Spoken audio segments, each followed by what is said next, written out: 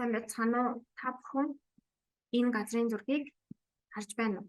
Тэгвэл Монгол улсад үйл ажиллагаа явуулж байгаа эрүүл мэндийн байгууллагуудыг газрын зурагт оруулан харцгаая.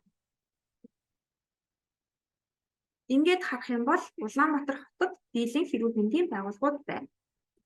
Яг үүн шиг хөгжлийн бэрхшээлтэй иргэдэд тулгамддаг асуудлуудыг газрын зурагт буулгавал ямар байх болоо? Энэ ажлыг хамтдаа хийхээр хөгжлийн бэрхшээлтэй иргэдийн манлайлалын хөлтийг зарлаж байна. Тус хөтөлбөрт оролцогч болсноор та багаараа ажиллаж өөрт тулгамддаг асуудлуудыг тодорхойлно. Мөн хөгжлийн бэрхшээлтэй иргэдэд хэрэгтэй өгөгдөл мэдээллийг бий болгоно. Бий болгосон өгөгдөл дүү шинжилгээ хийж сурна, газрын зураг бэлтгэж сурна. За мөн барилга байгууламжийг хөгжлийн бэрхшээлтэй иргэдэд ээлтэй хүртээмжтэй эсхийг үнэлж сурна. Ингэснээрээ та өөрийн зөөлөн ур чадваруудыг сайжруулж, улмаар ажилтай болох, сурсан ур чадвараа үнэлүүлэх зэрэг давуу талтай. Хөтөлбөрт хэн амрагдах вэ? 18 наснд хүрсэн Улаанбаатар хотод оршин суудаг, компьютер дээр ажиллах чадвартай, хуралд сургалтын цахимаар хамрагдах боломжтой, хөтөлбөрийн турш 7 хоног бүрийн 1 өдөр зарцуулан оролцох боломжтой.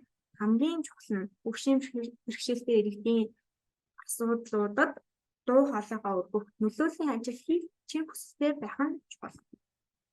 Хөтөлбөрт бүртгүүлэх форм. Таны овог нэр, нас, хүйс, боловсролын түвшинг оруулна.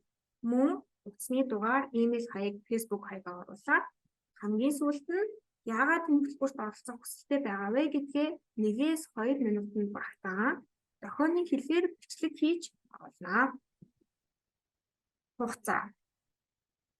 Энэхүү хөтөлбөрт оролцох маягтыг 11 сарын 26-ны 23 цаг 59 минутаас өмнө өгүүлж ирүүлнэ. Эхний шатанд тэнцсэн оролцогчтой бид 12 сарын 1-ний дотор цахим ярилцлагыг тооцно. Мөн та хөтөлбөртэй холбоотой мэдээллийг зурагт харагдаж байгаа утаснаас заглах боломжтой.